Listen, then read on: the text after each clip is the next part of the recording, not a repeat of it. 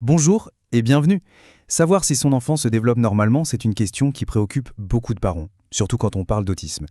L'idée ici, ce n'est pas du tout de s'alarmer, mais au contraire de donner des repères clairs, des outils concrets pour observer tranquillement et savoir comment agir. Et voilà, on en vient à la question centrale. Comment on fait pour repérer ces fameux premiers signes? Parce que oui, ils sont souvent très subtils, faciles à mettre sur le compte d'autres choses. Alors concrètement, sur quoi faut-il porter son attention? C'est exactement ce qu'on va voir ensemble, pas à pas. Ok, voici le programme. D'abord, on va voir pourquoi c'est si important d'identifier les signes tôt. Ensuite, on plonge dans le vif du sujet avec 3 domaines à observer, l'interaction, le jeu et la communication. Et pour finir, on verra quoi faire si des doutes apparaissent. Allez, on commence par la base. Avant même de se demander quels sont les signes, il faut comprendre pourquoi c'est si important de les repérer tôt. Dans le développement d'un jeune enfant, chaque jour est précieux. Et on va voir pourquoi c'est particulièrement vrai ici. Alors, le trouble du spectre de l'autisme, le fameux TSA, qu'est-ce que c'est au fond? C'est un trouble du développement. Ce que ça veut dire en termes simples, c'est que l'enfant va avoir tendance à moins regarder, moins imiter ce qui se passe autour de lui. Il va plutôt se focaliser sur des objets, des jeux répétitifs. Et le souci, c'est qu'en faisant ça, il passe à côté de plein d'occasions d'apprendre en interagissant avec les autres et avec le monde. Et ça, c'est vraiment un point essentiel. Qui est le mieux placé pour remarquer ces petits signes discrets? Eh bien, ce sont les parents, les proches, ceux qui vivent avec l'enfant au quotidien. L'observation des parents est absolument fondamentale, et ça peut commencer très tôt, parfois dès 18 mois. Ok, premier grand chapitre, l'interaction sociale. Pour que ce soit bien clair, on va faire un truc simple, on va mettre côte à côte les comportements d'un développement dit typique et ceux qui au contraire peuvent être des signes d'alerte. Premier exemple, tout simple, répondre à son prénom. Prenez Rita, on l'appelle, même si elle est en train de jouer, hop, elle tourne la tête, elle regarde. C'est un développement typique. Maintenant, regardez Naïm. Il est absorbé par son jouet. On a beau l'appeler, insister, rien.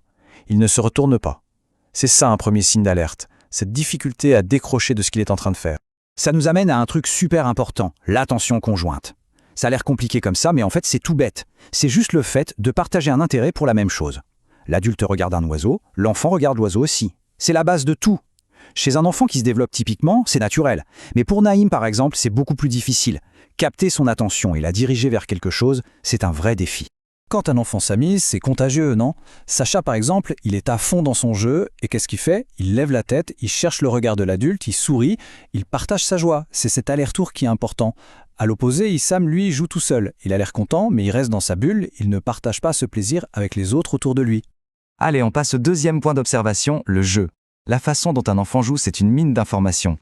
Et attention, ce qui est important, ce n'est pas le jouet en lui-même, mais bien ce que l'enfant en fait. L'imitation, c'est le moteur numéro 1 de l'apprentissage chez les tout-petits. On montre, l'enfant reproduit. Rita, elle voit l'adulte jouer du xylophone, elle prend le bâtonnet et elle essaie de faire pareil. C'est direct. Naïm, lui, c'est différent. Il ne va pas imiter l'action.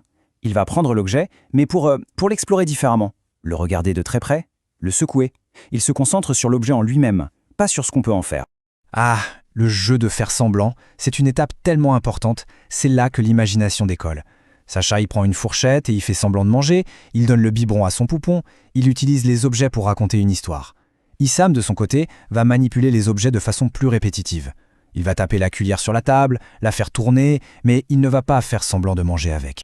Et puis il y a le jeu réciproque. C'est le ping-pong du jeu, le tour de rôle. Sacha, il fait parler son zèbre, il interagit avec l'adulte. Le jeu est un vrai dialogue. Un signe d'alerte, c'est par exemple un enfant qui ne rentre pas dans le jeu de coucou caché. On lui propose, mais il ne participe pas, il évite l'interaction. Il va préférer retourner à son jeu, tout seul, comme ouvrir et fermer les portes d'un placard. Troisième et dernier point d'observation, et non des moindres, la communication. Et attention, quand on dit communication, ne pense pas tout de suite aux mots. Bien avant de parler, un enfant communique déjà énormément. Les gestes, c'est la base. Pensez aux cantines. Rita, elle va vite imiter les gestes, elle va faire au revoir de la main, elle va pointer du doigt pour montrer quelque chose.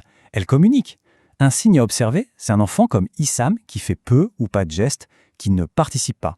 Son attention est difficile à avoir, il n'entre pas dans l'échange. Demander de l'aide. Ça paraît simple, mais c'est un vrai acte de communication.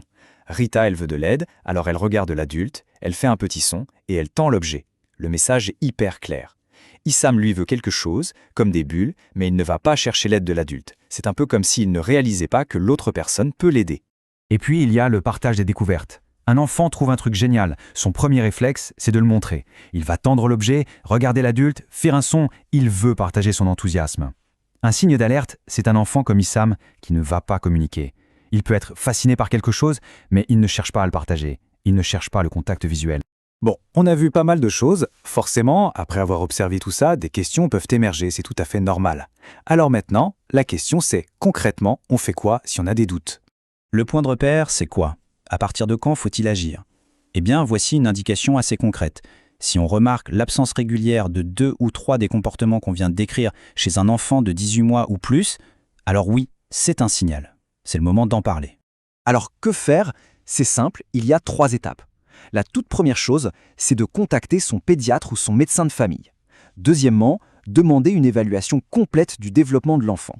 Et enfin, s'il y a un retard de langage, il faut absolument avoir le réflexe de demander une évaluation de l'audition et une prise en charge en orthophonie. Cette phrase, elle résume tout.